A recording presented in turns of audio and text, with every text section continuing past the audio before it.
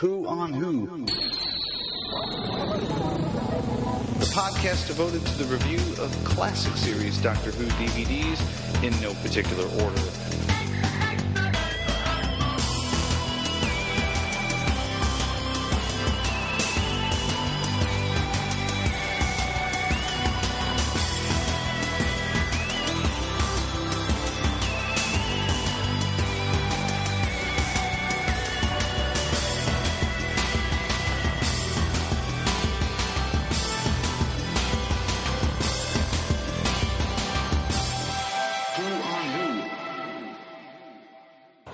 When I say stay put, I mean stay put. Not take on an entire Dalek assault squad single-handed. Greetings, fellow Doctor Who fans, and welcome to a Now Where Did I Put That Hand of Omega edition of Who on Who, the podcast devoted to the review of classic series Doctor Who DVDs, as always in no particular order. We are your hosts, David Huey. And Marty Huey. The only father-son Doctor Who podcast hosting team, period. Yeah, that's right. No more pussyfooting around with crazy stuff. That says it all. Exactly. Right? Yeah. So anyway,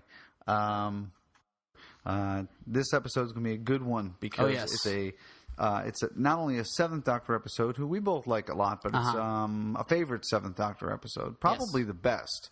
In my opinion, we are going to be reviewing Remembrance of the Daleks, and not just any Remembrance of the Daleks, folks, but the special 2-disc edition of Remembrance of the Daleks, which, from what I can tell, is really no different than my 1-disc edition. It's really not. Except for that one special, which we'll talk about in the extras. But anyway, today is, let's see, we're 3 weeks past our last recording, so there are 3 Doctor Who episodes that have happened. Matt Smith, 11th Doctor, new series, of course. Yes. And we are getting into these high-speed review of new Doctor Who. And I'm ready. I actually have a stopwatch. You went out and bought a stopwatch. I did. So we could keep doing this. Well, because I wanted to get it down to the decimal. I'm not anal. All right? So... Yeah. I am ready. I feel like Burgess Meredith's character in Rocky. You know, I've got the stopwatch. Are you ready, kid? Now tell me, what are you going to be reviewing exactly today? Well, it's going to be in 2 segments, even though there were 3 episodes. But the reason I'm doing that is because Hungry Earth and Cold Blood was a 2-parter, and that way I can do them together. And then I'll also do Vincent and the Doctor, which just aired this past Saturday. Right. So. And then we'll be all caught up just in time to probably carry us through The Lodger and the last 2 episodes of this season. And then you'll do your last high-speed review. It'll be another 2-parter. Yeah, it'll be another 2-parter. And then we'll be done with this segment until next April. No, Christmas. Christmas, that's right. I forgot. We may, we've never done a Christmas special. I mean, at least not recorded. But so many of you should be so glad right now that you don't come to our house for Christmas. But anyway, we may have to do that this year. We may have to record a little Doctor Who Christmas podcast. special. Yeah, why not? Okay. Our thoughts on the Christmas special, that sort of thing. So that would be good. I don't know. Much is changing here at Camp Huey. Yes. We will not be recording in the same room in a few... For much longer. For much longer, because my son has gotten accepted to college at MTSU in Middle Tennessee. So you'll be, 2.5 hours away? 2.5 hours away, yeah. So... And, so... Enough to be in a different time zone. Ooh, that's very Doctor Who-ish. Yes, I like that. Exactly. It is. That's very cool. I'll be an hour behind everybody else. And speaking of Doctor Who-ish, this show logo, for those of you who have the Enhanced podcast, even I think I guess it's only the Enhanced podcast. Yeah. You'll notice that you are the Doctor. Which I'm fine with. In this logo. Yes, you are. She's smiling over there. Dave went with turning me into the Emperor Dalek / I'll say it, Davros. Davros, yeah. Probably because there's such a strong resemblance between the two of us. But it's mostly that third eye in your head. If you went to a doctor. See, I was going to go with the bald. I think the third eye does creep people out a little. Okay. So are you ready? Because I have my stopwatch right here. Ooh, yes, I am ready. You sure? Yes. I could do emails first. No, I think I'm good. Anything else I shouldn't know? Yes, they move like lightning. Okay. All right. Here we go. Mm-hmm. We're going to do the two-parter. Yes. First, and then we're going to stop for a second. You're going to give me that time. Yeah, because I got to clear the stopwatch. Yeah, exactly. All right. And then we're going to do Vincent and the Doctor. Yes. Okay. So Hungry Earth, Cold Blood, and go. I have to be honest. I've never seen a Silurian episode before this one, so I didn't really know what it was going into it. So I can't really compare it. But from what I hear, it's a lot like classic Pertwee episodes, which I haven't seen a whole lot of. But still, I thought it was good. I didn't like the ending of Cold Blood. Why did they have to kill Rory off? That just didn't make sense. I mean, I assume they're setting up for something at the very end of the season, but it came out of nowhere. So otherwise, I'd have to give this one. I liked it a lot, so I'd give this one probably a 4 out of 5 for both parts. 30.50 seconds. Okay, that was 2 parts. So you're not losing your mojo. I know. So that was 15 seconds an episode. Let me just chime in real fast and say that I personally don't believe that we've seen the end of Rory. No. And I'm completely glad with that. I would almost like. See, I like Rory. I don't know why people have such a big problem with him. Listen, your mom's a redhead. I'm partial, and Amy is cute to look at. But I have to chime in with some other Doctor Who podcasters I've listened to who agree that she seems like a sweet person, Karen Gillan. Yeah. But Amy, the character, just hasn't done anything for me yet. I would have almost much rather he traveled with her as a young child, Amelia. Maybe from the 11th. Yeah. Hour. I have to agree. I wasn't as charmed by Amy as I was by Rory. Yeah. I kind of like that Rory was brave enough to question the Doctor or to point out that, in Vampires in Venice, where he pointed out that people get reckless because of him or they get brave, because of him.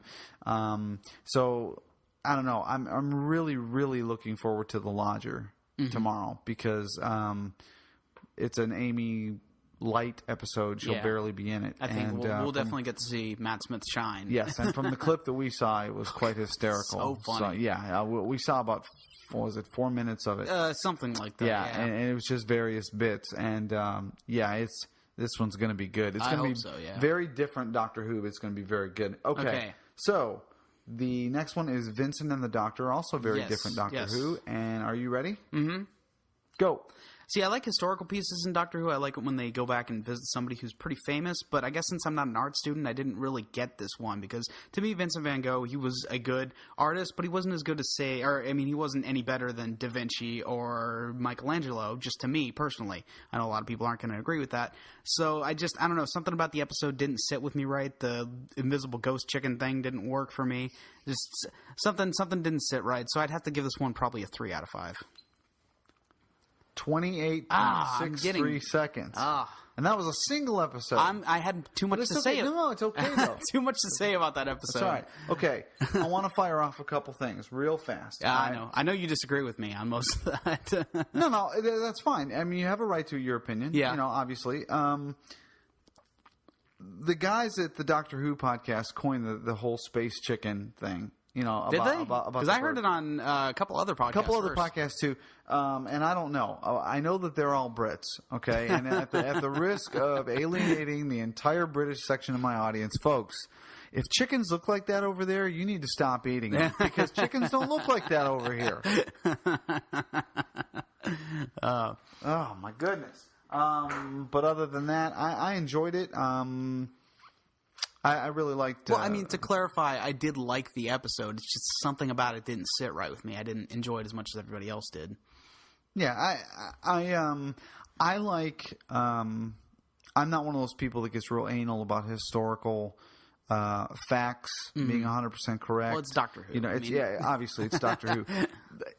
Here's how I gauge whether or not it's a success, okay? If I watch something and I know very little about Vincent van Gogh. I think they're Goff. Listen, this is America. We're going to call him Van Gogh. Okay, sorry. But anyway.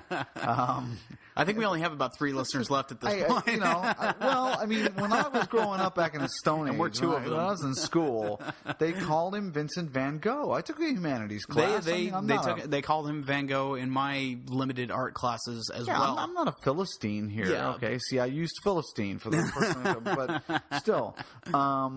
Anyway, what was I saying? Van Gogh, crazy? Something. I don't remember. But anyway. I was going to touch on... What I was going to say, the point I was going to make is this. If it sparks my interest enough to go out and even Wikipedia Vincent Van Gogh, or to start doing some research to see, to find out more about the actual person, then in my mind... they've succeeded in what they needed to do. Mm-hmm. We need to remember that Doctor Who is first and always a show for families / children. So these sort of episodes, while they may be a little heavy-handed with the depression and with certain things the kids may or may not fully get. Yeah. If Stephen Moffat and company have intrigued a kid out there, no matter where they are, enough to go, I want to find out more about this guy. Yeah. Then they've done their job. Mm-hmm. Whether all the facts are right or not. I think the thing for me was just the last couple of minutes of it when they went to the future. It was a very beautiful scene. Oh, yeah. But I preferred it in like Shakespeare Code or Unicorn and the Wasp, where either they didn't know or it was just kind of offhand comment, like, how long will my plays last? Millions of years. I was kind of surprised. And see, here we are spending all of our time talking about New Who. We don't even need the high speeds. We don't normally do. I know, really. But I was kind of surprised that they took him into present day. But then I thought, well, Van Gogh was mad. Okay, so, and I never thought for a minute that Van Gogh would be cured or changed fundamentally. No, I don't think the Doctor would have done it if he thought it was going to change history. Well, yeah, because I think the Doctor knew on some level, and historically Van Gogh was, a lot of people say was bipolar. Uh-huh. Okay, now I've known some people who are bipolar, and it's a very serious thing. One day, on top of the world, nicest people in the world, and they decide, I feel fine, I don't need my medication anymore, and the next time you hear about them, they just tried to commit suicide. Mm-hmm. Well, Van Gogh was around before there was medication, for that sort of thing. So I honestly never, watching the episode, thought, oh, wow, they're going to cure Van Gogh, they're going to change history. Obviously that's not going to happen. But I thought, wow, what a great thing. And Bill Nighy, we played the curator. Wow, and bow ties are cool. Yeah, I'm sorry. They got that in there again. And bow ties are cool. So, well, I liked the scene. It's just that little bit didn't sit right with me. Honestly, I think that's what threw me off the episode. But we're not talking about New Who anymore. Right. Okay. All right, well, that's fine. Well, we've talked enough about that. We've talked about it. Let's move on. You've done your thing. So let's go ahead now and check out what's in the email bag. Mm-hmm. Here's the mail, it never fails. It makes me want to wag my tail. When it comes, I want to wail. Okay, we got 2 emails this time, and the first one's sort of a surprise. It came from the Titanium bunker itself. This one comes from Dave Hingley. Oh, wow. So, did they have a computer down there? Huh? Did they have... At least one with internet access? They did. Until after I got this email. I cut it off. The computer, Okay. This one comes in and says, hi, guys. Just heard the latest podcast, and I got to say I kind of disagree with your statement. No doubt there will be other Brits writing similar emails. No, Dave, just you so far. Just you. I would say that the most technological advanced warrior of the future was, in fact, killed by the most technologically advanced weapon of medieval times. English archers were feared on the battlefield as an arrow from a longbow could pierce plate armor. In medieval times, there were laws requiring all men to practice archery. Boys would be trained from the age of 4 to use a bow. There were tales about captured archers having their first 2 fingers cut off. Some people think this is an origin of flicking the V's as a form of defiance, something the Doctor would never do as he is far too well-mannered. Of course, Jeremy Bulloch was also in the Space Museum. That's Boba Fett, right? Yes. Boba Fett. Will you guys be reviewing that anytime soon? Catch you later, Dave. By the way, if you're going to do a commentary, then Remembrance of the Daleks FTW. That's for the win? For the win, yeah. Okay. I did write him back about that. He's referring to something I said on the last show about the Sontaran being killed by the most technologically advanced warrior being killed by a primitive weapon. I misspoke. I wrote him back and said that. I misspoke. What I meant to say was not the most primitive weapon of the time, was just a primitive weapon. It'd be the same thing as, blaster rifles going up against just a sword. I mean, that's what I meant. I didn't mean arrows are and essentially an arrow is a pointy stick. Yeah. Okay. I mean, granted, the long bow itself, great, but still, an arrow is a pointy stick, and I mean, the arrows have been around for quite a long time, as advanced as they are. Mm-hmm. But I mean, that's all I meant by that. It was an advanced warrior that's trying to bring guns and all this other technology, and he's killed by something as simple as a bow and arrow. You don't have to defend it to me. No, I'm not. I'm not defending it to you. I'm defending it to the listeners. Well, all three personally, yeah. Write in if you feel like that's been defended well. Personally, the next time it's your turn to serve food at the bunker, I would just spit in it or something. There's your advanced food. No, because I'm afraid how he's going to draw me in the next art thing. True. That's true. He's a good man. Okay. The second email, which warms the cockles of our hearts because we have to have one, comes from Mark Nuttall. Thank you, Mark. Again. Keep them coming. Mark says, another great show. God, how could I forget that The Time Warrior was written by the great Robert Holmes? I don't know, Mark. How could you have forgotten that? I know. God. No, I'm just kidding. He's not going to write us anymore. Says, what a terrific writer. Look at the stuff that this man has written over the years.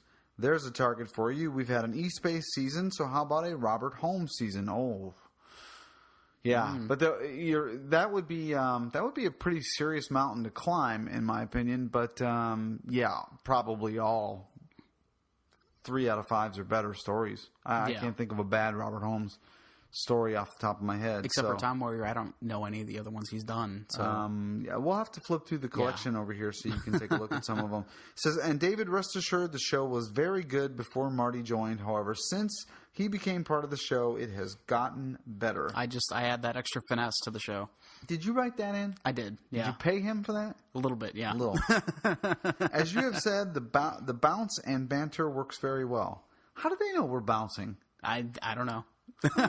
We're doing the show on a trampoline right now. A little jogging trampoline. We each have one. Wait, time to switch.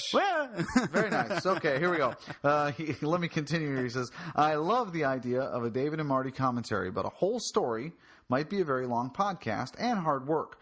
Why not try an episode per show so you can do your regular review and pick a really good story for a series? Another idea for you, now that the show is growing, we need an index on your website. What episodes have been covered with a link to the relevant show. I'm having trouble remembering what you've done and what you haven't. Buddy, you are not alone, let me tell you. I'll pick up a DVD off the shelf and I'll go, this looks interesting. Oh, wait, nope, never mind. I already did that one.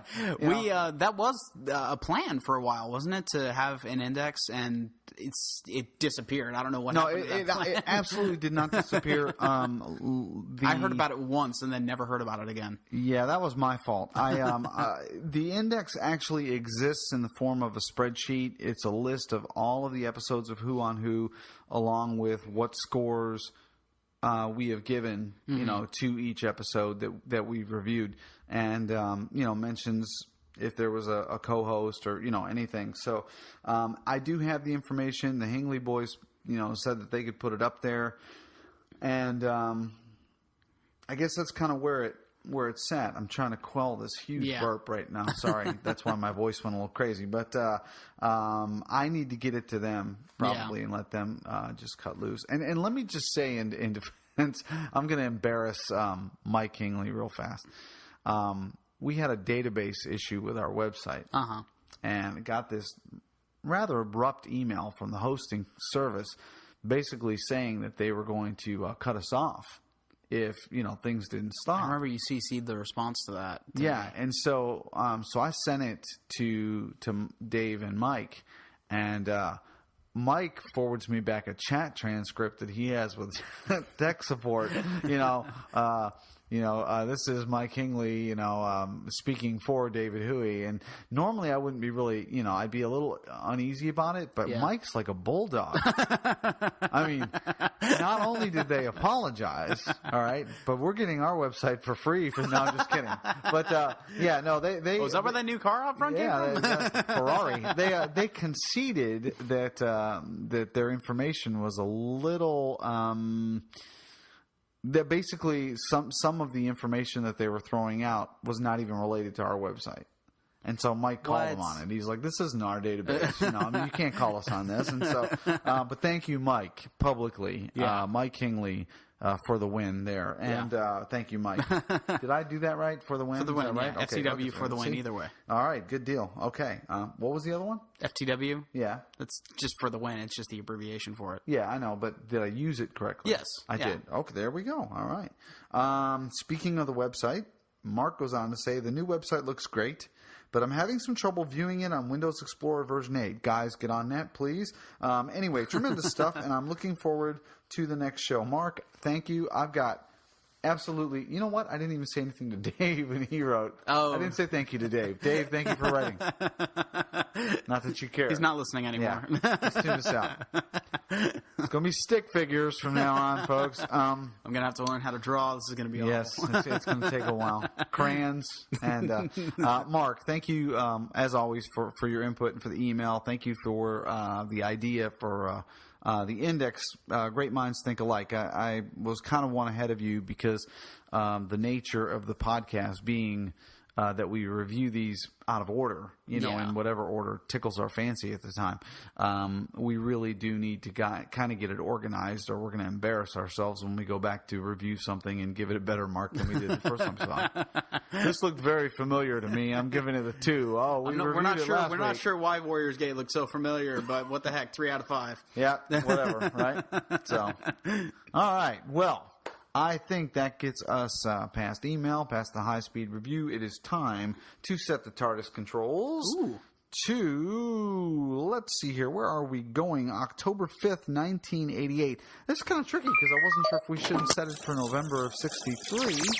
I know. That's where the story takes place. But that's not usually how we roll here, so hang on. We are heading off back to Totter's Lane for a little bit of Remembrance of the Daleks. Hang on.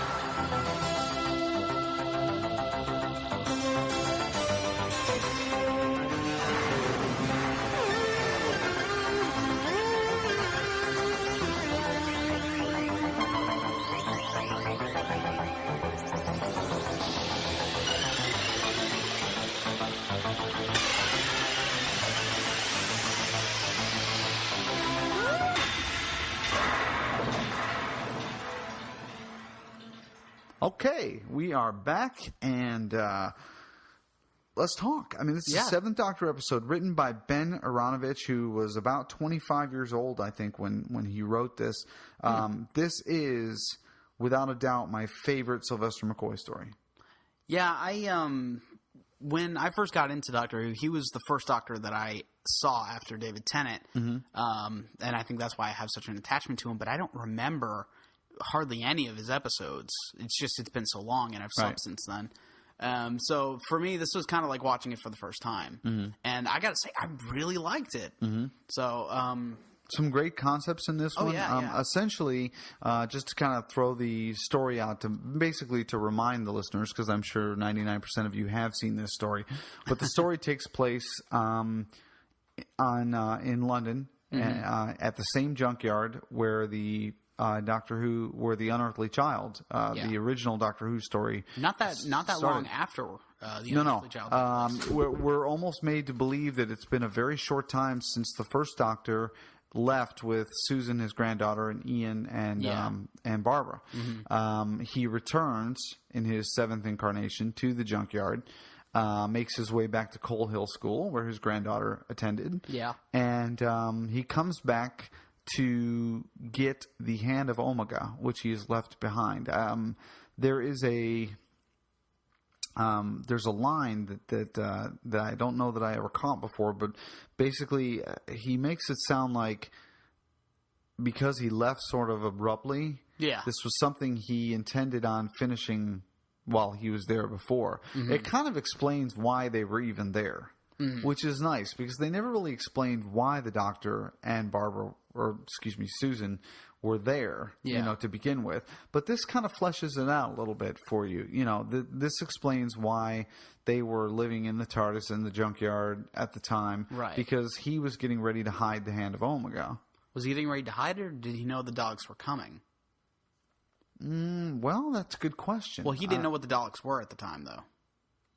The first the first Doctor didn't know. So maybe not. Maybe he was just hiding it. Yeah, but because they were going to bury it, and I forgot about that part. Yeah, and even the blind was it the blind minister that said something about the Doctor's voice changing. Your voice has changed. He said many times. Yeah. But this is one of the things that I love about Doctor Who. I don't like getting all caught up in the minutia of it, but I do love when Doctor Who gives an appropriate nod to its own past. Yeah.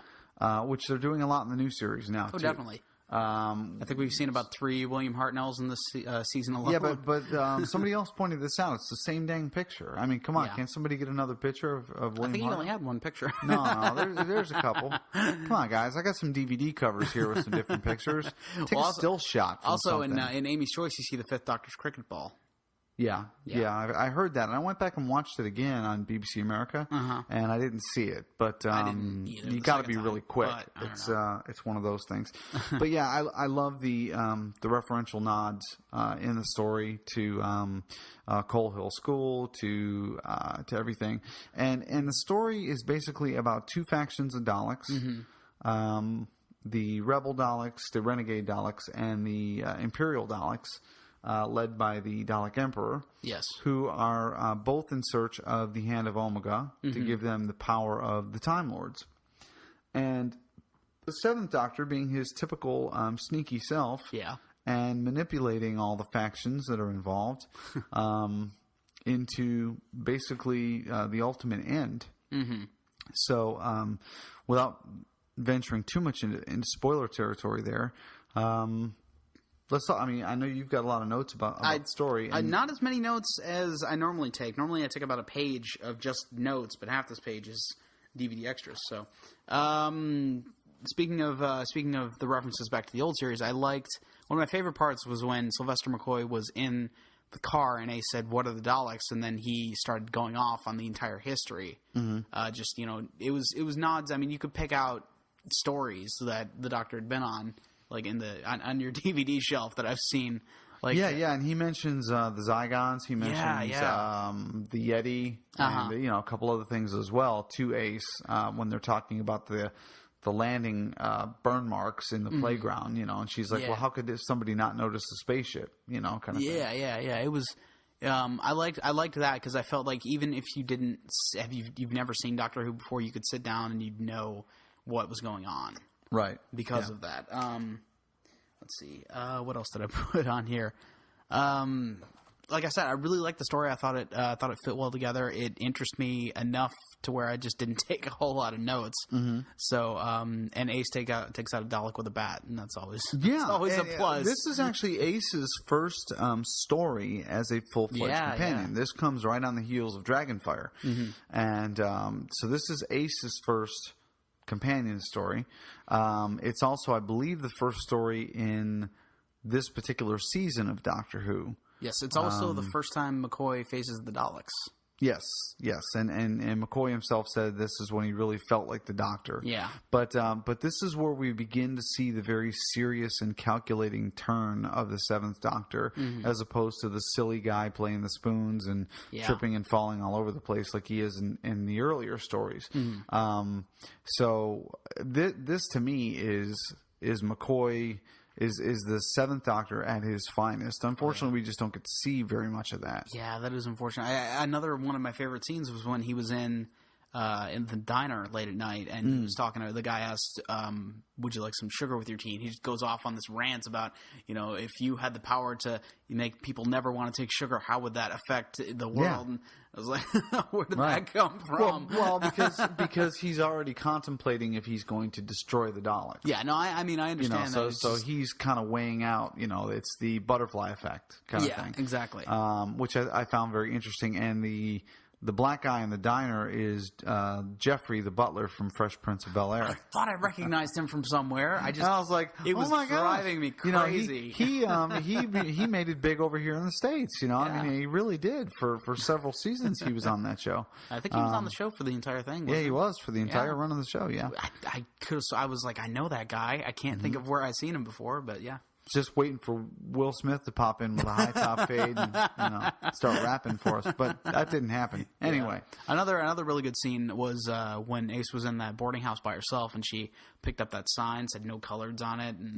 And also the Doctor Who promo went off in the background. Yeah. The Doctor Who promo. The Doctor Who promo was a little bit of inside baseball there, but it was kind of cool. That they did it. It was a joke, and that was kind of cool. The no coloreds thing, I think was good. Yeah. I think it was even better that she didn't call anybody out on it verbally. Mm-hmm. She she's still young, but she's wise enough to go, okay, it's a product of the times that we're in. I don't have to like it, and it's not right by any stretch of the imagination. Yeah. But on a whole different level, we're watching two different factions of Daleks at war with each other, basically for the same thing. It's like a color war. It's the white Daleks versus the gray Daleks. Interesting. So. Did you also notice when the Seventh Doctor called the group Captain Brigadier? Yes. Yes. And he made the comment when they were in the junkyard about something. He said, "I've been here before." Yeah. Actually, twice before, because he was also in the junkyard in a Sixth Doctor episode. Yes, I think it was Attack of the Cybermen. Attack of the Cybermen. Yeah, that's right. And I think that they were kind of alluding to the fact that the junkyard looks different every time.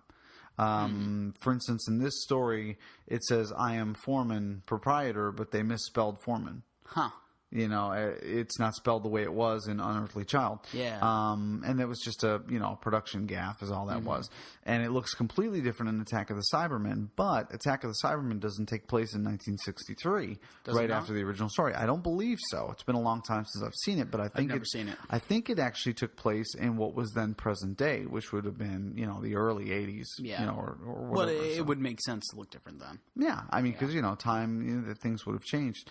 But, yeah, I mean, all in all, I enjoyed the military aspects. I enjoyed the stunts, a lot of stunts in this one. And special effects. I mean, considering this is classic Who, this is before the mill, they actually had a space shuttlecraft land, which I thought was cool. They did, lots of different things with explosions and fights and Dalek zapping the one. That's the one thing I noticed is that they had a very large demolitions budget on this one. Yeah. Oh yeah. Oh my gosh. Yeah.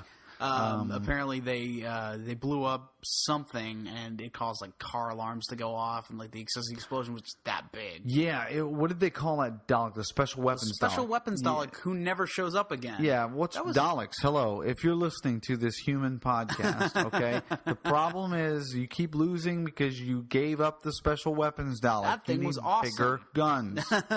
We're Americans. We understand about bigger guns. Well, no, I mean I thought that was an interesting new take on it because Daleks would be equipped different ways for different sections of the army, But you never see that again. It's always just the regular Dalek. Well, in defense of that idea, though, the brand new iDaleks by Steve Jobs and whoever else is making it, the multicolor iDaleks are supposedly different colors because they have different job functions. I see. So, supposedly, I still didn't see anybody with a cannon strapped to its front.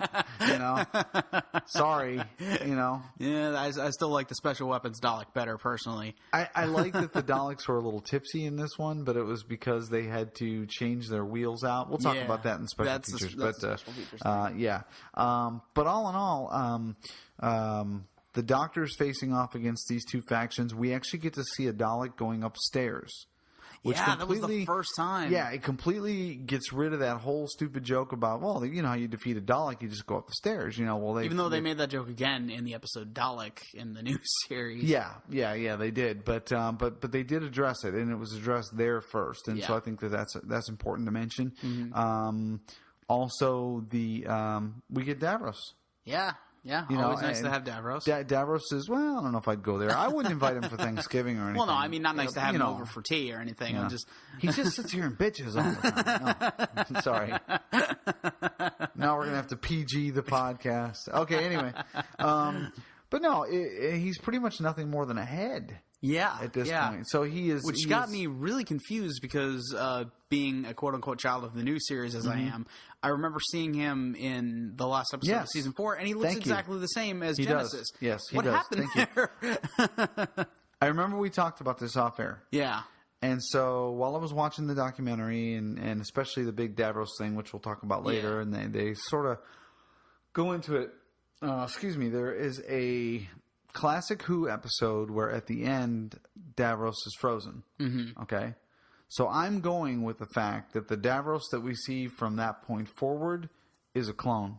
Okay, fair enough. And then the original gets thought out for the new series, or vice versa. The one we just saw is a clone.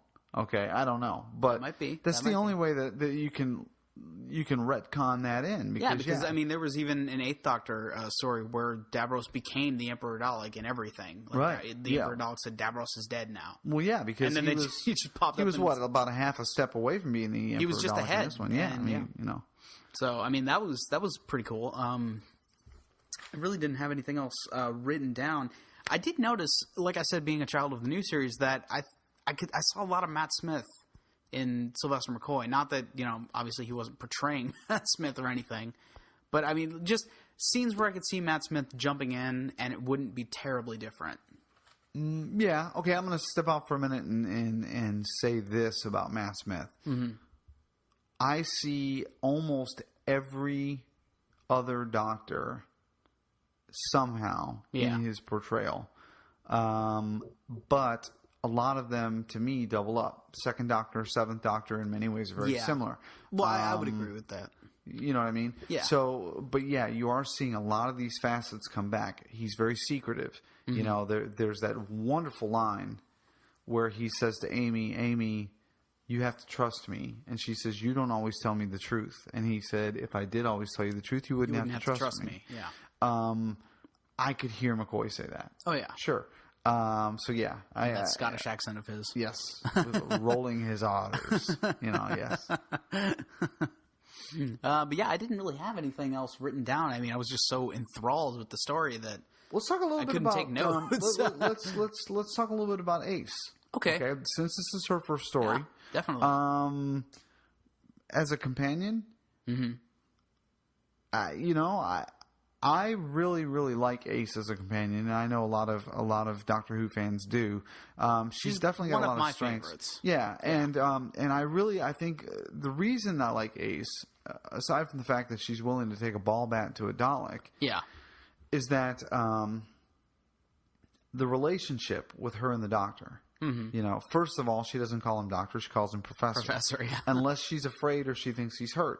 I noticed there were a couple times where she shouted Doctor. See, I didn't notice that. When he used the Nitro 9 that she was not carrying in her backpack to blow up the first Dalek. Yeah.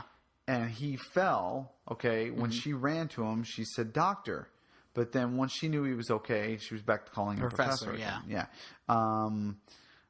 But there was very much a teacher-student kind of relationship there. Yeah. You pointed that out to me when I was watching the DVD, and I was like, "Whoa, that's really cool." Yeah. I never noticed that before, but yeah, it is very much that way. I don't know if that was part of the quote Cartmel master plan. Andrew Cartmel was a script editor for this particular season, and he gets a lot of nods from Doctor Who fans about that. And I always thought, Cartmel was kind of cool. We'll talk a little bit more about that in the documentaries because I'm starting to slowly get rubbed the wrong way about him. But, we'll talk about that later. That's a different thing. But let's back to the story. The Doctor faces off against Davros. Not in person, though. No. Bummer on the video screen. But that's okay. Davros and the Doctor face off, and the Doctor ultimately pulls the old no, don't push that button gambit on him. Yeah. Davros pushes the button and destroys Skaro. And, I remember you said that was inconsistent, that they destroyed Skaro because it's in the 8th Doctor movie. Well, I believe Skaro was destroyed in the Time War. It was. I remember bringing that up also. So, again, but like you pointed out to me, this is all about time travel. So, I mean, the only planet that wasn't infected by time travel was Gallifrey. As far as we know, yeah. Well, so. I think somebody mentioned once in the show, actually, that the TARDIS is set by whatever the present is on Gallifrey. So he can never go back in Gallifrey time. Right. But now that's why he can't go back and see Gallifrey. Yeah, exactly. Because it's set to Gallifrey. Well, that makes sense. Yeah. But so the Doctor pretty much blows up Skaro and the white horse they rode in on. And that was that. And then there's just one nervous Dalek left hanging around. Yeah, and he completely flipped out, which the Ninth Doctor used a similar tactic in Dalek. Remember when he was goading him? Yeah. You may as well just destroy yourself because there's nothing left. I mean, there's nobody for you to take orders from. That kind of thing. Very interesting. The way they did that. This was Ben Aronovich's first script that he ever wrote.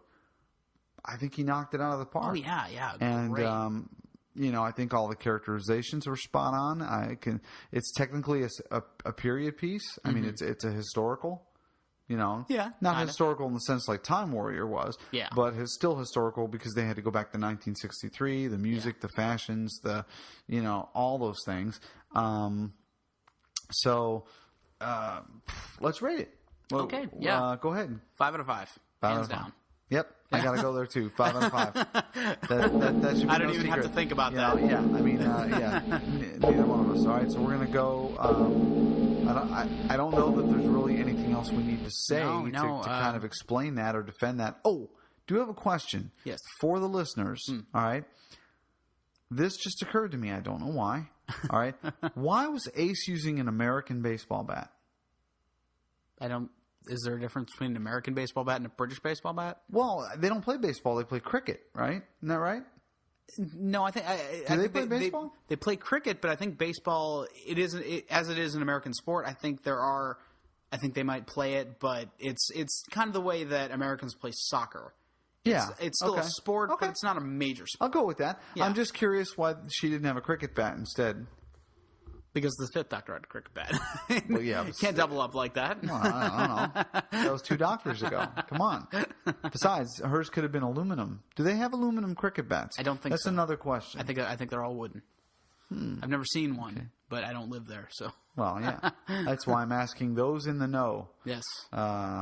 Right in. I guess the ultimate question, are there aluminum cricket bats? Are there aluminum cricket bats? And if so, why was Ace not carrying a cricket bat instead of an American baseball bat? Something about a cricket bat just doesn't seem as frightening as a baseball bat. I don't know. As for the kind of punk-ish thing they were going for her with the leather jacket and the patches, I think a baseball bat would have worked better than a cricket bat. Just my opinion. Yeah. I guess so. I mean, a wooden cricket bat would be heavy, but Amy used a cricket bat to knock out the 11th Doctor. There we go back to the new series. There we go. Yeah. But anyway, all right.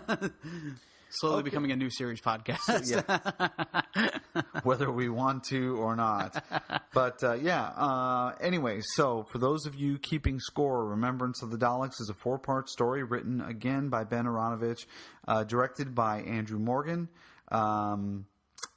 It's good. I mean, it's better than good. It's probably, if you are one of those people that's not going to get every single Doctor Who DVD that comes out, and if you are one of those people, why are you? But I'm just kidding. If you're going to grab one of every Doctor, this is the McCoy. This is the McCoy one. Yeah, definitely. Yeah, this one is the McCoy one. There are good bits in some of the other McCoy stories, but I would like to see Dragonfire again, just because I don't remember anything. Yeah, me too. I don't remember much about Dragonfire. And Time in the Ronnie's coming out, I think, in a couple of months. Yeah. So, look forward to that. Yeah. Jane Baker and her ventriloquist dummy Pip, defending yet another bad story. Anyway. Yeah. On that happy note, let's move on to DVD extras. All right. Extra, extra, read all about it. Extra, extra, read all about it.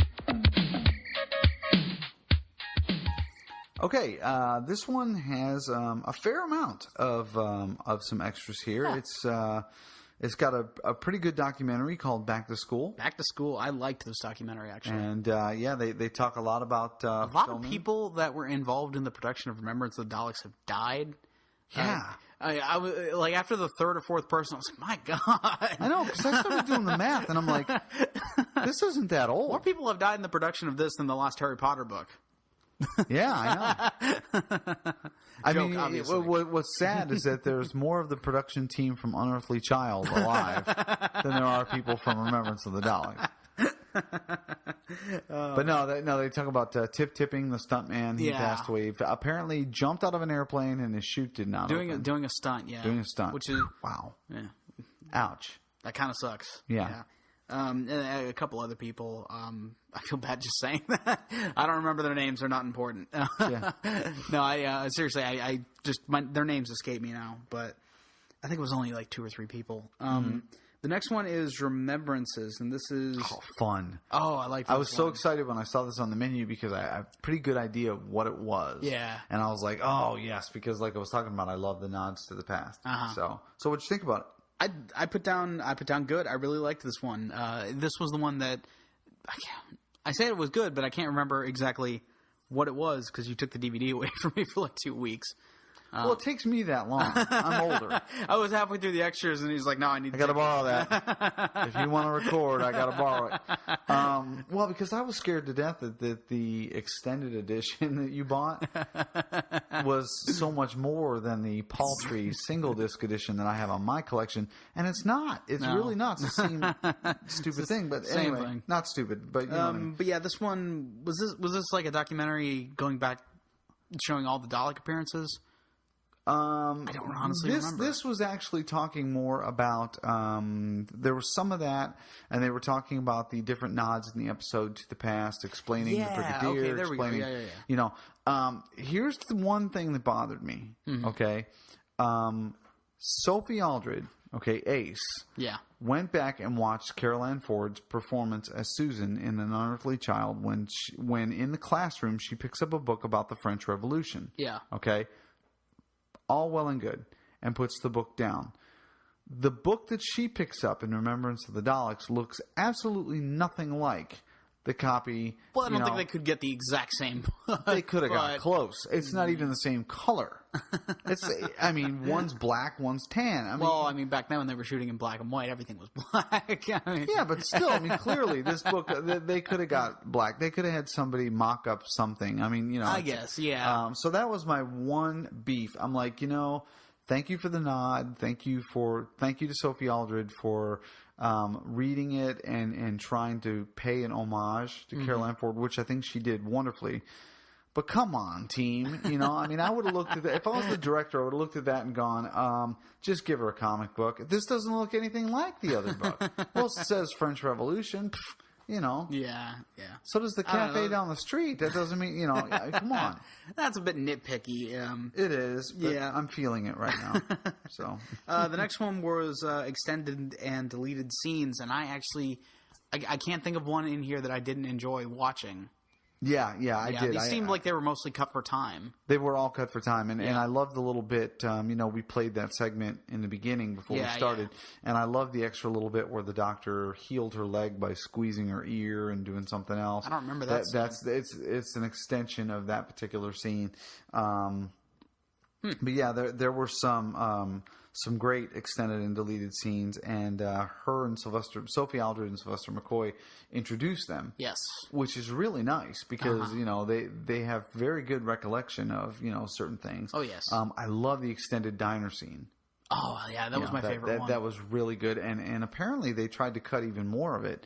And Sylvester McCoy was and Sylvester McCoy is actually quite vocal, apparently, when he was the doctor about certain things. He fought hard for certain scenes, for certain, he fought for the idea of Ace being a student of the doctor. I think that was just because he didn't want to go off on those scientific rants. It was exactly. What is this? Yeah, it was exactly. And firing the rocket launch or the anti-tank rocket. Yeah. He said, my doctor wouldn't do that. Yeah. So he hands it to Ace and lets her blow the Dalek up with it. I think that's okay cool. because Ace would do that. Sure, she would. So, I mean, but yeah, those were really good. The outtakes were also not bad. Yeah, the outtakes were good. Yeah, I enjoyed those. Did you watch the multi-angle sequences? I did, actually. Tell me about that, because I actually basically what it was. It was two different scenes they took. The first one was, or one of them was of the gate blowing up with all the Daleks out. Right. It's just the effect shot. It's just you see the gate and you hear somebody like 3, 2, boom, and then like the gate explodes, and it's two different angles of that. So one's like very high up. I think the one they showed in the actual feature. And then another one is like a first person, like on the ground view, where the gate explodes, and then you see the Daleks, and they're all melted. So that guy's one's completely burned. They weren't supposed to be melted. I don't think. So no, they didn't know how much explosive was in the gate. So they wheeled those Daleks up. These guys that were doing all this stuff are the ones that work on the new Power Rangers TV shows, because exactly. So we need a minor explosion, and they blow the whole damn screen up. There's fire and all kinds of stuff. Is that good? You want more? No, we're good. And then the other one was the scene where Ace beats the Dalek, and then runs through the classroom and jumps through the window. Yeah. How was that one different? That one, the first angle was just the one you normally saw, and then the second angle was from outside the window. You didn't see anything except her jumping out of the window. Oh, okay. So, and they could have cut to that. Yeah. Oh well. I think they did in the feature. It's just it was. Oh, I see. Yeah. They were just kind of showing you both cameras. Yeah, exactly. As they were filming. Okay, all right, I understand that now. The audio options is the commentary with Sophie Aldred and Sylvester McCoy. Great commentary. Lot of fun. I watched the first episode and I turned it off, but I really wanted to listen to the rest of it. And I think you did listen. I did. I listened to the whole thing, and just great fun. I mean, these two people, they just adore each other. Oh yeah, and they have a lot of great recollection of things going on and people they worked with and little in jokes here and there. Chunky. and like Chunky and things like that. And no idea why they call him Chunky. It was just nice. I mean, it's one of those commentaries that I really enjoy, especially with the info text on too, because the two complement each other rather than going over the same material. Yeah. Ad nauseum, they do complement each other very, very well. Mm-hmm. So. There was also an isolated score on this, which, again, I didn't listen to. Yeah. Because it's not for me. Trails and continuity, photos, radio times, and that was it for the first disc. No. Easter egg. Oh, yes. I forgot. I didn't write the Easter egg down. Yes. There's an Easter egg on this disc, and it's actually, I mean, it's very, very short, but it's decent. And what it is basically is... it's a shot of Sophie doing the intro for one of the deleted scenes. Yeah. And it's a really long, complicated sentence that she's got to get out. So apparently she must have been having trouble with it because she gets it out and then she pumps her fist and goes, yes, you'll have to find that. That's on the first disc. It's a lot of fun. So anyway, go on. Second disc. Yes. If you get the super awesome special edition, you get the second disc that has one special feature on it. Whoopee. It's called Davros Connections. And this is... literally the history of Davros, from him as a child to I think that radio play we mentioned earlier. Yeah, I mean, let's discuss this for a minute. This is audio and video history of Davros, which means they cover everything included in Big Finish and everything televised up to the point of Remembrance of the Daleks, and then past that into the Eighth Doctor audio adventures. Okay, which I really want to listen to that now. So really up to the point of the new series, because some of the people don't cover anything in the new series though. No, they don't. They don't cover anything. They mentioned Dalek with Christopher. Yeah, they do, and they show a clip of it, but they don't discuss his history, Davros, because he doesn't. At that time, they didn't know Davros was going to show up again in the. I would like to see an updated one and see how they would explain the. Good luck, guys. We had a head, then he had nothing, then all of a sudden he's back to a full body again. It's magic. Ta-da! Anyway, never once does the continuity leave the hands. Pay attention, folks. Nothing up this sleeve, nothing up this one. Okay, so, but yeah, I mean, I to be honest, I really did enjoy it, but I did start to zone out a little bit when they were talking about the Big Finish stuff because I don't listen to a lot of Big Finish. Which I do. I know you do. So, really tell me what your thoughts were. I mean, did you? Well, I mean, stories always are a big thing for me, even above special effects and everything. So to see the story of somebody who is such an old villain for Doctor Who was really great. I really liked watching this. And I remember you were kind of about watching it when I handed you the disc. Well, because I appreciate Davros for who he is, especially in Genesis of the Daleks. Yeah. But after a while, Davros became like, if the Daleks were coming back, he was coming back too. And so they started to use him a little too much. Of course, they've always drawn the parallels between the Daleks and the Nazis. Okay? Yeah. What struck me as interesting was when they were talking about Davros, the story of his childhood and his overbearing mother. That's Hitler. That is Hitler. I mean, anybody out there that's a historian and has read anything about Hitler, like John Toland's book, Hitler or whatever, Adolf Hitler, Hitler's mother was very, very close to him. And, I mean, obviously she didn't kill the rest of his family, and go, like that kind of stuff. But yeah, I mean, you could draw a lot of parallels. And, but it is interesting because it humanizes Davros, if they will forgive that term, and doesn't make him just a cardboard two-dimensional villain. Yeah. You start to understand his motivation and why he does some of the things he does. So, which it's very interesting because he was the one that created the Daleks, and then he himself became the Emperor Dalek. He essentially became a Dalek very slowly. So he was, for a long time, the last Khalid. I think he was a Khalid. Yeah. So he was the last Khalid in existence until... Well, and then they mentioned in one of these, what was it? The first Dalek he ever invented or built was not actually a Khalid, it was a Thal. Yeah. Because he didn't want to test it on his own people. Right. Yeah. And I thought, well, okay, all right. It's interesting.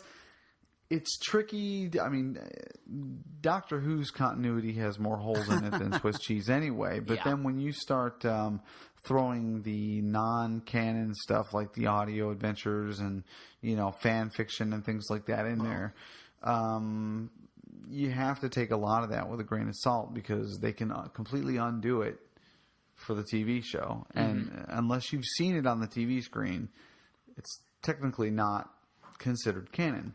It's not official canon.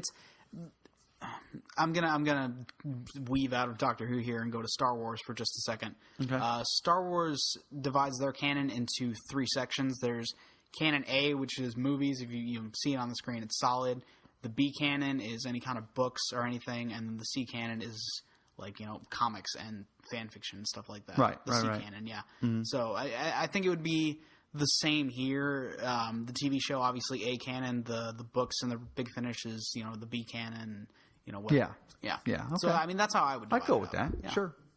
So all right. Any more extras on the discs? That was. I think we've come to the end. Davros Connections was the only extra on that disc. And okay, so whole disc, 45-minute special. I believe it was like 42 minutes. Between 30 and 45 minutes. Yeah. Okay. So pack a lunch and sit down and spend a little time with Davros. Yeah. And but yeah, it's well worth a look. Inside the Actor Studio with Davros. Yeah. I wish I had a ring modulator right now so I could do my best James Lipton with a ring. Oh God! Oh, that's somebody out there with the Dalek voice. Do a James Lipton. Oh God, for us. do it. That would be great. All right. The Brits have no idea what we're talking about. Probably. No.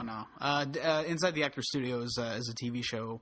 I think it might just be on in America, but I think it is. James Lipton is a professor of acting somewhere, and he brings actual actors in and interviews them about their life and about their careers and all that. Yeah, and they probably have a British version that's a lot cooler. But because I don't know. I saw one episode of Inside the Actors Studio, and it was a pretty interesting show.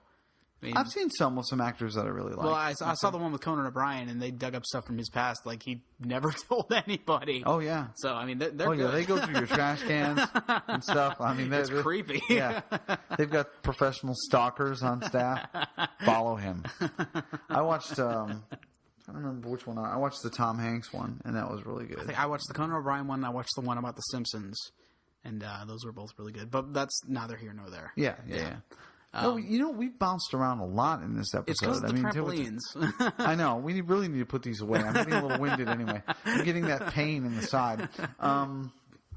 Too much cardio. Yeah. Bad thing. And anyway, I guess that brings us to the end of episode 26 of Who on Who. Yes. Thank you to everyone for listening. Yes. We should probably tell them what's coming up. We should. Is there something coming up? Well, I mean, not coming up like Doctor Who was, but definitely coming up for the show. Sure. This one. Next up, we're doing Invasion, the Patrick Troughton episode. Yes. After that, I believe we are doing... what are we doing after that? I think it's Daleks after that, the William Hartnell. And then Twin Dilemma. Wait a minute. Hold on. No. What? Back the truck up. No, we've agreed on these, I thought. You thought? I'm pretty sure we did. I don't remember talking about doing the Daleks. I do remember us talking because I said I want to do that, and then I said, well, why don't we just do that after Patrick Troughton? Really? Yeah. Okay. And I want to do Twin Dilemma because it's rated 200 out of 200 as the worst Doctor Who ever, and I want to see how bad it is. Yeah, folks, he went out and bought it. And let me give you a little behind the scene here. I suspect strongly that if he really does not like this, it's going to be my Father's Day present in a few weeks.